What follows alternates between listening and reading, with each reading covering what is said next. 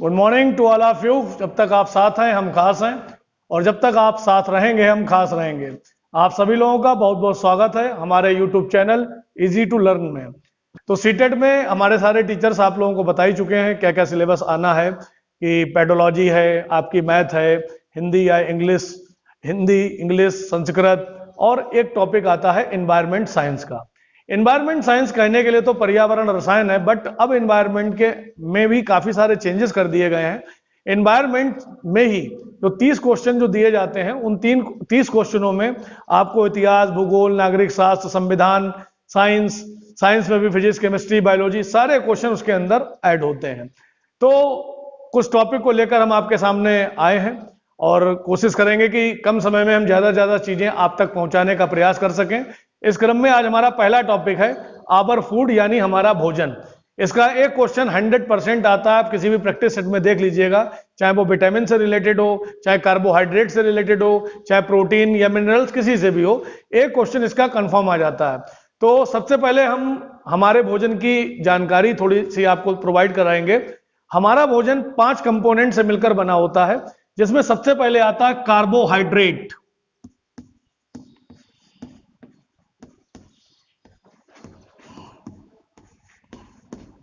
Carbohydrate, तो पढ़ने का तरीका क्या होगा, कार्बन के हाइड्रेट को कहा जाता है कार्बोहाइड्रेट।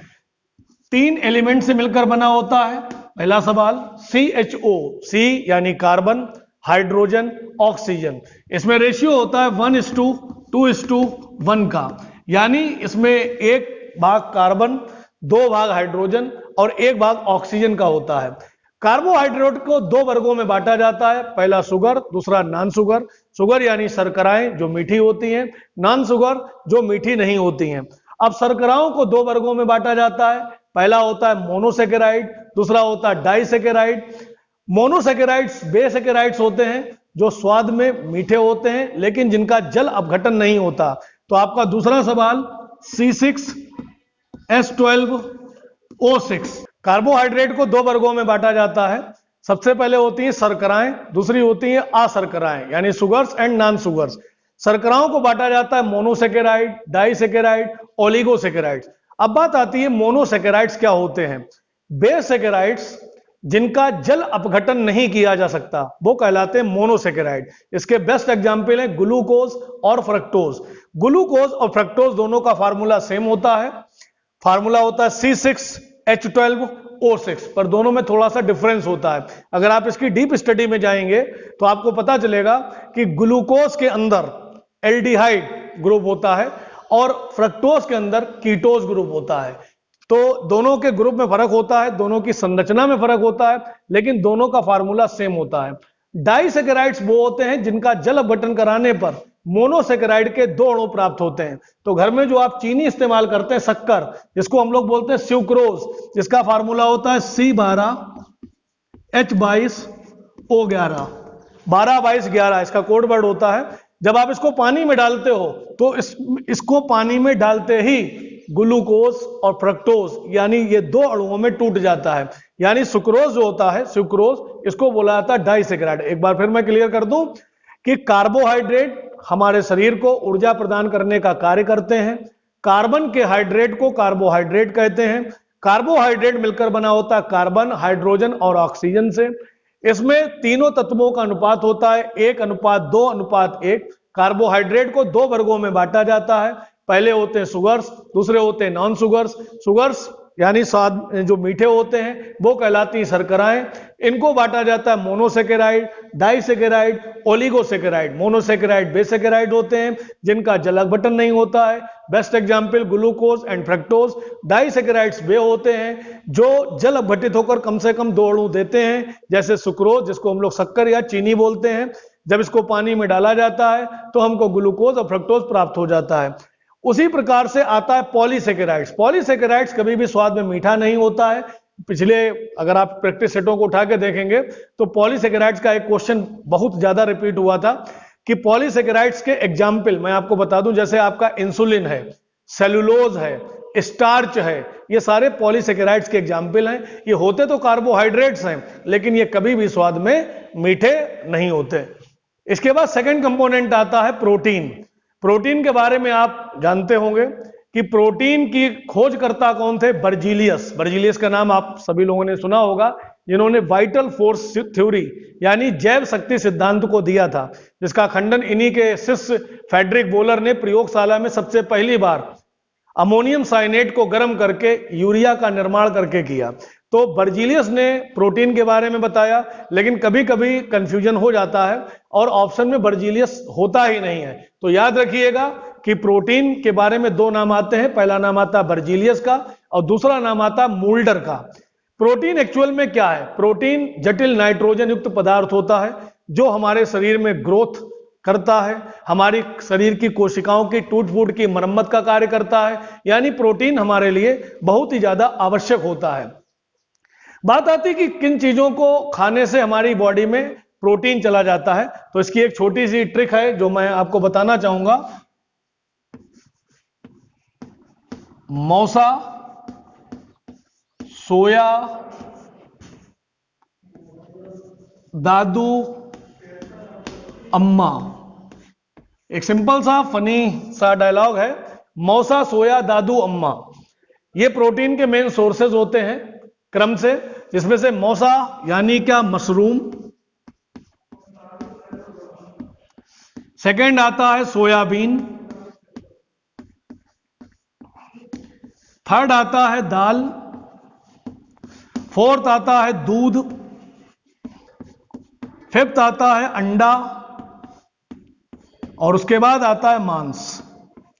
ये प्रोटीन के सबसे अच्छे सोर्स माने जाते हैं, मशरूम, सोयाबीन, दाल, दूध, अंडा, मांस। कोडवर्ड क्या हुआ? मौसा, सोया, दादू, अम्मा।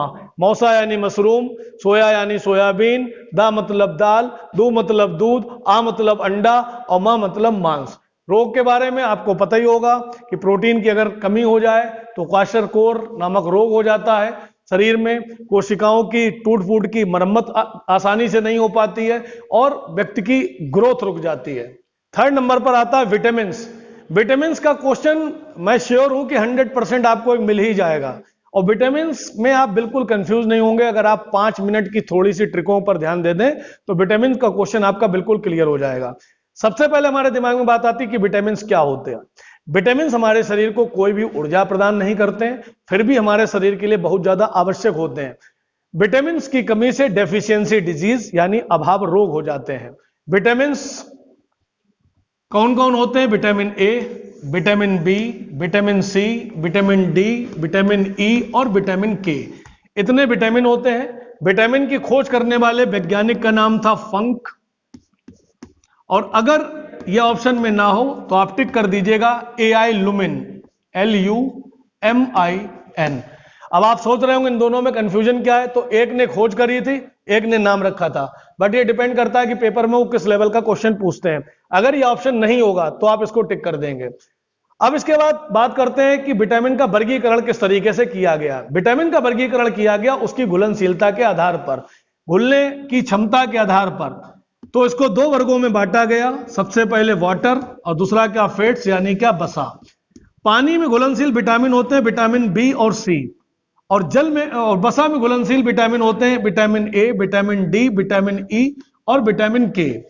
तो विटामिन को दो वर्गों में बांटा गया, जल में घुलनशील विटामिन, बसा में घुलनशील विटामिन। जल में दो विटामिन घुले होते हैं, विटामिन बी और विटामिन सी। बसा में 4 विटामिन घुले होते हैं, vitamin A, vitamin D, vitamin E, vitamin के।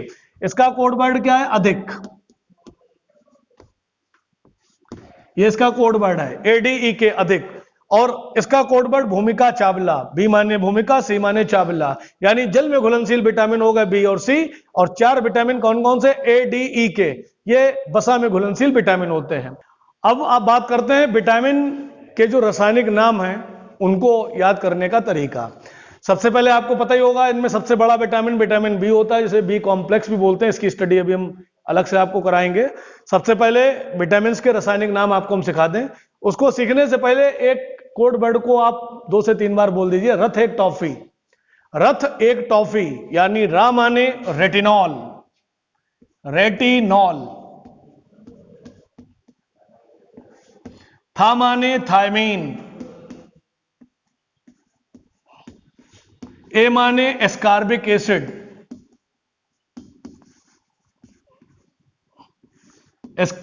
डी माने कैल्सीफेरॉल, डी का रासायनिक नाम कैल्सीफेरॉल।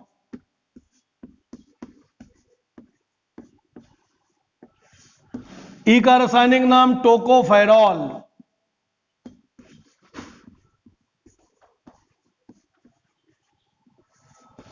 और के का रासायनिक नाम फाइलोक्विनोन।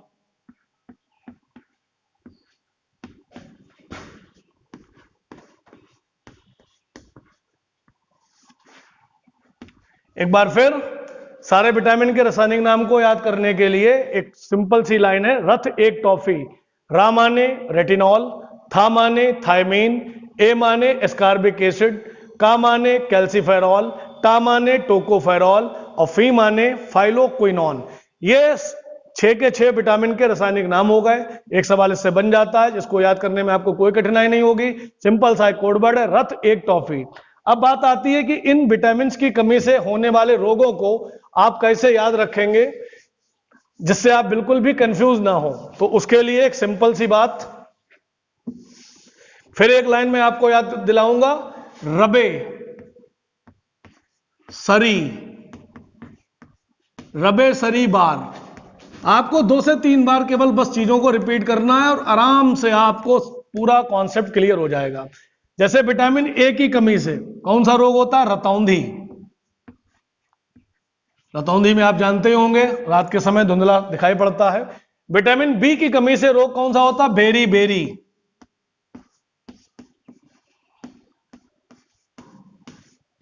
विटामिन सी की कमी से रोग कौन सा होता है? स्कर्बी। विटामिन डी की कमी से रोग कौन सा होता है? रिकेट्स, जिसको बोलते हैं सूखा रोग। विटामिन ई की कमी से रोग कौन सा होता है? स्टेरिलिटी यानी बांझपन, यानी संतान पैदा करने की क्षमता में कमी आना, जिसको बोलते हैं बांझपन।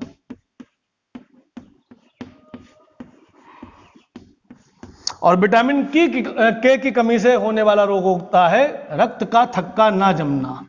थक्का यानी क्या? क्लॉटिंग, कि अगर किसी व्यक्ति को चोट लग जाती है तो चोट लगने पर उसका ब्लड लगातार बहता रहता है, उसके रक्त का थक्का जमने में काफी टाइम लगता है। तो अगर किसी व्यक्ति को विटामिन के की कमी है तो उसकी ब्लड क्लॉटिंग होने में अधिक समय लगेगा। रक्त का थक्का ना जमना।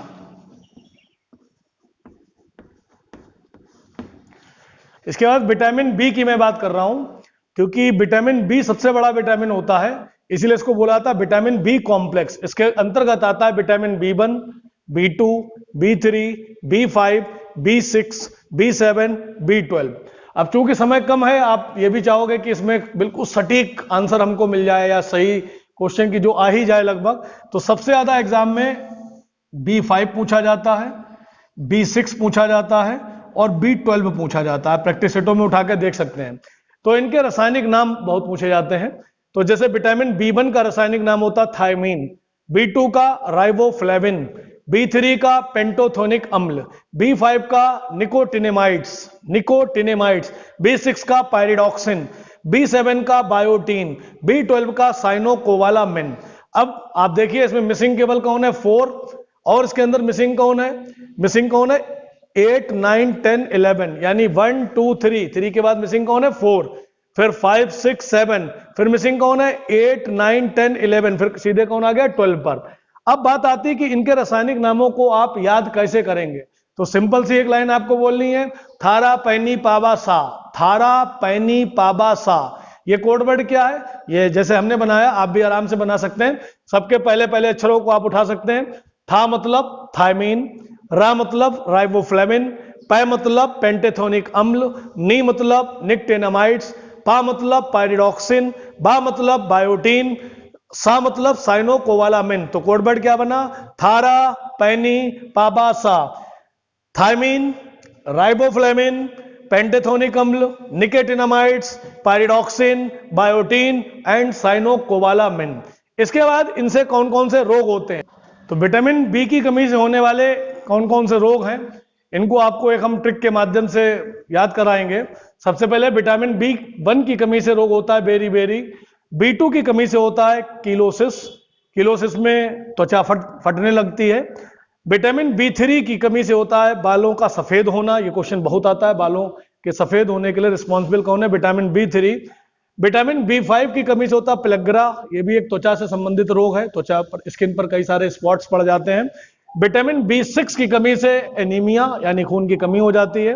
विटामिन B7 की कमी से लकवा यानी शरीर से सर के बाल वगैरह गिरने लगते हैं, बालों का गिरना होता है। विटामिन B12 की कमी से रक्तहीनता, लेकिन कंपटीशन में आपको यह नाम मिलेगा पांडु रोग। पांडु रोग किस विटामिन की कमी से होता है?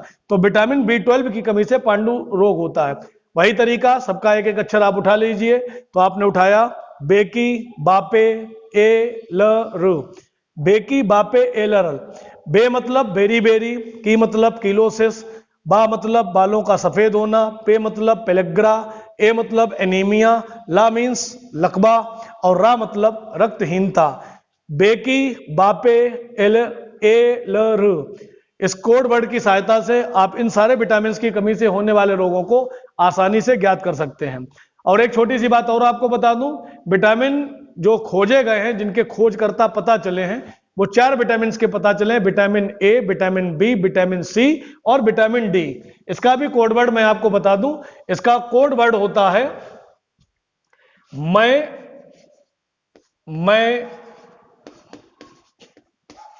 Whole hop.